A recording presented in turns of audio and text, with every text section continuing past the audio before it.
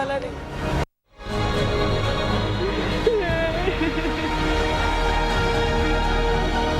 अब चल रहे थे, चिल्ला रहे थे और कोई सुनने वाला नहीं। कराची के इलाके बल्दिया टाउन की फैक्ट्री में लगने वाली आग अपने पीछे कई दुख भरी दास्तानें छोड़ गई। सैकड़ों नादार अफराद को उनके जिंदा अजीज तो क्या मिलते, मरने के बाद उनकी शनाख्त भी एक मसला बन गई, जिससे उनके दुखों और मुसीबतों में मजीद इजाफा हो गया और वो दीवानावार अपने अजीजों की लाशों को तलाश करते नजर आए। जीना में जाते हैं तो बोलते सिविल में जाओ, सिविल में जाते हैं तो बोलते हैं अब्बासी में जाओ। हम कल से धक्के खा खा के अब यहीं पे एक लाश मिली, अब दूसरी नहीं मिली। तकरीबन 110 बॉडीज मौजूद हैं, जिनमें से 83 बॉडी ऐसी हैं जो नाकाबिल शनाख्त पड़ी हुई हैं, जिनकी शनाख्त अभी तक नहीं हुई, और 25 से 30 बॉडी शनाख्त वाली बॉडी पड़ी हैं जो वर्षा सुबह रिसीव करके लेके जाएंगे। और हमारे पास तकरीबन 600 बॉडीज रखने की गुंजाइश है यहाँ सर खाने में। मरने वाले अफराद के रिश्तेदारों को इस बात का गिला था कि जाए वक़ुआ पर इमदादी कार्रवाइयाँ काफ़ी देर के बाद शुरू हुईं, जिसकी वजह से जानी नुकसान में इजाफा हुआ। अगर इमदादी टीमें और फायर ब्रिगेड का अमला शुरू में पहुँच जाता तो शायद मजीद लोगों की जानें बचाई जा सकती थी। बुरे तरीके से उनकी ट्रीटमेंट थी कि बस ना पूछें, कुछ पता ही नहीं है कि यहाँ के हालात क्या हैं, क्या हो रहा है। सिर्फ एक फायर ब्रिगेड का अमला है, अगर वो वक्त से पहले आ जाता तो शायद हम अब आज अपने भाई के साथ होते। पूछ नहीं रहा, कोई भी पूछ नहीं रहा, सारे खुद ही कर रहे हैं। रात को 10 बजे उनकी कॉल आ रही थी कि हम लोग नीचे बेसमेंट में फंसे हुए हैं। सही है, उस टाइम पानी नहीं भरा हुआ था, उस टाइम पानी नहीं भरा हुआ था। जिनके अजीजों की लाशों की पहचान मुश्किल थी वो तो गम से निढाल थे, मगर जिनकी लाशें मिल गई थीं वो भी अपने बच्चों को याद करके और धाड़े मार मार कर रोते रहे। एक दुखियारी माँ के बैन सुनकर तो देखने वालों के सीने भी शिद्दत गम से चाक हो रहे थे। मेरा बच्चे नु कोई लाके दे दे मैनू बस। शेब में यानी उम्र दासलान में। एक नादार मजदूर अपने जवान बेटे को याद करके आबेदा था। उसका बेटा तनख्वाह लेने के लिए फैक्ट्री में आया था, मगर तनख्वाह के चंद हकीर नोट इसके घर तक पहुंचने के बजाय उसकी मौत की खबर ने माँ बाप को गम से निढाल कर दिया। तो 10 दिन की तनख्वाह इसको नहीं मिली थी। अभी कह रहा मैं 800 रुपये ला रहा। हमने कहा यार छोड़ ना ला, वो जिद कर गया। परसों 10 तारीख को गया था, फिर 11 को फिर गया। उधर आग लगी थी, पता नहीं कैसा मरा। हमारा वो सबसे छोटा बच्चा था, हम 1 मिनट उसका मतलब बाहर निकलता था उसकी माँ पागल हो जाती थी। हम उसकी माँ का हाल देख लो क्या हो। इस हादसे में मरने वालों की पहचान तो किसी न किसी तरह हो ही जाएगी, मगर बच जाने वालों के दुख शायद पूरी जिंदगी खत्म ना हो सके।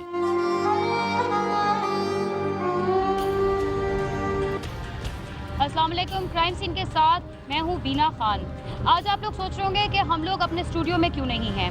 आज हम उस एरिया में हैं जो न्यूज़ पर कल से चल रही है न्यूज़, जो एक फैक्ट्री थी जिसमें आग लगी और डेथ टोल देखते ही देखते 289 तक पहुंच गई। कितने लोग मर गए, जिंदा जल गए, स्मोक इनहेलेशन से मरे।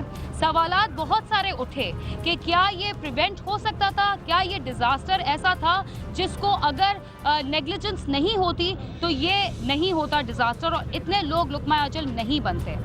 ये सवालात ऐसे हैं कि जो मीडिया कल से पूछ रहा है। हम लोग आज इधर इसलिए हैं क्योंकि इस नेग्लिजेंस की वजह से कितनी जानें गई हैं और ये एक बहुत बड़ा जुर्म है। और क्राइम सीन आज स्पॉट पे सिर्फ ये सवाल करेगा कि असल में इस जुर्म का मुर्तकिब कौन है। क्या KBCA है, क्या साइट एसोसिएशन है, क्या लेबर एसोसिएशन है, कौन है इसका जिम्मेदार। हमारे साथ आज गेस्ट्स हैं। सबसे पहले हैं वसीम आफ्ताब जो MNA हैं MQM के, ख्वाजा इज़ारुल हसन साहब हैं MPA हैं, और जावेद चौधारी साहब हैं जो एडवोकेट हैं सुप्रीम कोर्ट के। अस्सलाम वालेकुम जी। सबसे पहले मैं आपसे शुरू करूंगी। कल से ये जो ट्रेजेडी हुई है, जाहिर बात है जो वर्कर्स जिनकी जानें गई हैं उसका तो कोई अजाला नहीं है, मगर आपको लगता है कि कोई सेफ्टी प्रिकॉशंस कौन रिस्पॉन्सिबल है इसके लिए? देखिए, ये जो कल परसों सानिया रूनुमा हुआ है, इससे पूरी ही पाकिस्तानी कौम इंतहाई सदमे से दो चार है। और कौन ज़िम्मेदार है और कौन नहीं, मैं ये समझता हूँ कि ये पाकिस्तान की तारीख़ का पहला वाक़या नहीं है। जिस पे मीडिया और इस तरह का रिएक्शन शो कर रहा हूँ। इससे पहले भी मीडिया ने जब भी कोई सानिया हुआ है इसी तरह निकल कर आता है, अपना रोल प्ले करता है। लेकिन बहैसियत कौम और बहैसियत एक माशरे के हर डिपार्टमेंट में हर जगह लॉ मौजूद हैं, कानून मौजूद है, लेकिन बदकिस्मती से कानून साजी क्यों नहीं होती? अगर कानून साजी नहीं होगी तो जाहिर बात है इस तरह के डिजास्टर्स होते रहेंगे और तकरीबन 350 लोगों की जाने जाना कोई छोटी बात तो नहीं है। बीबी आप मुझे कहने देती तो मैंने कहा कि कानून मौजूद है। कानून साजी तो उस वक्त होती थी जब कानून ना होता। कानून मौजूद है और कानून मौजूद होने के बावजूद अगर ये सानिया रूनुमा हुआ है तो इसमें ये गलती किसी एक फ़र्द की हो सकती है, बहुत सारे अफराद की हो सकती है, लेकिन बहैसियत कौम हम इंतहाई मैं समझता हूँ कि बेहिस हो चुके हैं। कानून मौजूद होते हुए भी हम ट्रैफिक सिग्नल तोड़ रहे होते हैं ना, क्या कानून वहाँ नहीं है? इस जगह भी कानून मौजूद है, इस जगह के जो सेफ्टी मेजर्स हैं वो मौजूद हैं, लेकिन अगर नहीं लिए गए हैं वो 2-4 अफराद की गलती नहीं है, बल्कि हमारा पूरा माशरा ऐसा हो चुका है कि हम कानून को तोड़ना, उससे बार्गेन करना बहुत आसान समझते हैं। और ये उस कानून से बार्गेन करने की सबसे खुली मिसाल है कि जो हम देख रहे हैं। ये 300 लोग जो जहाँ बाग हुए हैं, 300 घर मुतासर हुए हैं, 300 इस मुल्क के बेटे और बेटियाँ दिन दहाड़े जो है ना वो लुक़्मे अजल बन गए। ये सब हम सब के लिए बहैसियत कौम इंतहाई शर्मिंदगी के बाइस है। ये बहुत आसान होगा कि किसी शख्स पे रिस्पांसिबिलिटी फिक्स करती जा, और वो जो तहकीकात हो रही है उसमें होंगी भी। इदारों को तो रिस्पांसिबिलिटी अपनी लेनी मैंने कहा ना, वो तो आएंगी, वो यकीनी तौर पर जो इन्वेस्टिगेशन हो रही हैं उसमें इंशाअल्लाह अज़ीज़ वो मुजरिम बेनकाब होंगे जिनकी ये बुनियादी जिम्मेदारी थी, जिन्होंने वो काम नहीं अंजाम दिए। लेकिन बहैसियत कौम हम सबको मैं समझता हूँ कि अब ये तय कर लेना चाहिए कि हमें अपने पाकिस्तान को किस तरह से चलाना है। क्या हम इसी तरह से चलाते रहेंगे कि हर कानून के जवाब में उसको तोड़ने के ज़राए हमारे पास मौजूद होंगे, हर दलील के जवाब में एक रद्द दलील हमारे पास मौजूद होगी? तो मैं समझता हूँ कि इस तरह के सानियात आगे भी होंगे। काउंटर क्वेश्चन ख्वाजा साहब आपसे सवाल करूंगी कि ये कौन सा इदारा है जो कि एक्चुअली रिस्पॉन्सिबल है?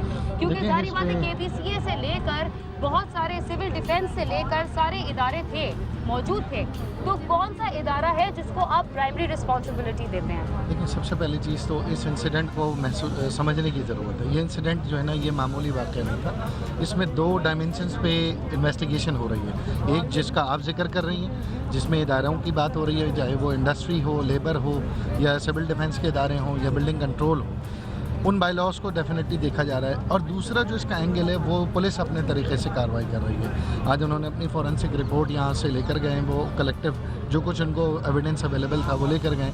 अब ये तमाम दोनों पहलुओं से तहकीकात सामने आएंगी। इस वक्त किसी भी बात पर तबसरा या इस पर कयास आराई करना, लेकिन जिम्मेदारी है, जिम्मेदारी इन तमाम लोगों की है, मुझ समेत आप सबकी जिम्मेदारी है। और हम सब लोग, आप अपनी जिम्मेदारी अदा कर रहे हैं कि आप इस वाक़े को मिनट रिपोर्ट कर रहे हैं। हम अपनी जिम्मेदारी अदा कर रहे हैं कि एक लाश की तजहीज़ व तकफीन, आइडेंटिफिकेशन और उनके घर वालों तक, मगर नौबत लाशों तक आनी ही नहीं चाहिए ना। असल में जिम्मेदारी हर लम्हे बनती है। यकीनन पहले लापरवाही हुई है, जिस तरह फैक्ट्री मालिकान के खिलाफ FIR दर्ज हुई है। मिनिस्टर इंडस्ट्री ने इनका अलॉटमेंट कैंसिल कर दिया है। 7 डेज़ को उसको नोटिस दिया है कि अगर वो आकर अपने आप को कानून के हवाले नहीं करते और कॉम्पनसेट नहीं करते और अपनी गलती एक्सेप्ट नहीं करते तो ये फैक्ट्री नीलाम कर दी जाएगी और उसके बाद उनको कॉम्पनसेट दिया जाएगा। क्योंकि अब लवाहिकीन मौजूद हैं, अब हमें उनके आंसू किस तरह से पहुंचने और जिस हद तक हम पहुंच सकें। अच्छा जावेद चतारी साहब, इधर मैं आपसे सवाल ये करूंगी कि फैक्ट्री और लॉ जो है 1934 फैक्ट्री एक्ट 1934 के तहत in the case of fire सारी खिड़कियां, ये मेरे पास है, हाथ में है, सारी खिड़कियां दरवाजे खोलने हैं ताकि लोग मैक्सिमम अपनी जान बचा सकें। अगर आप नज़र दौड़ाएं तो उस जेल खाने से जब वो आग भड़क रही थी तो किस तरह लोग जाते? तो ये मर्डर नहीं है? देखिए मैडम, मैं आपको एक बात बता दूँ, उन फैक्ट्री एक्ट 1934 ये एक एक्ट है, इस पे इम्प्लीमेंटेशन करने वाले इदारों की बात करें। हमेशा जब कोई factory, Pakistan also prohibits slavery, अंदर स्वेट शॉप चल रही है। देखिए स्लेवरी अलग चीज़ है, खुशदिली से काम करना एक अलग चीज़ है। मेरी बात सुन लीजिए, सीक्वेंस में मेरी बात सुन लें। जब कोई फैक्ट्री बनती है तो उसकी नक्शा बनाती है KBCA। उसके बाद उस नक्शे के बाद उस सिविल डिफेंस की जिम्मेदारी होती है कि वो इस बात की सर्टिफिकेट इशू करे कि ये फायर प्रिवेंशन एक्टिविटीज़ एक्ट है इसके अंदर, रेस्क्यू एक्टिविटीज़ के लिए सोर्सेज हैं इसके अंदर, और फर्स्ट एड पहुंचाने के लिए खुफिया रास्ते, ये मौजूद रास्ते हैं। दूसरी बात तीसरी बात ये होती है कि इन सब बातों पर अमल करने के लिए फिर लेबर डिपार्टमेंट होता है, यूबीआई होता है, दीगर इदारे होते हैं। ये जो एक क्राइम, जिसको हम क्राइम कहते हैं, इसको जो इंसिडेंट है, डिज़ास्टर है, बात ये है कि डिज़ास्टर जब एक हो गया तो डिज़ास्टर मैनेजमेंट इदारा हमारे यहाँ मौजूद है, जो 18 अमेंडमेंट के बाद पूरे सूबों की जिम्मेदारी है। तो सूबों ने डिज़ास्टर मैनेजमेंट के इदारे को इस्टेब्लिश क्यों नहीं किया 18 अमेंडमेंट के बाद? दूसरी बात यह है कि पूरी देखिए, अगर तो आपको लगता है कि काफी हर एक तरह ब्लेम गेम जो है वो सब मजमूई तौर पर हम सब की जिम्मेदारी। इधर वक्त हुआ एक मुख्तसर से वक्फे का, आप समा के साथ ही रहिए।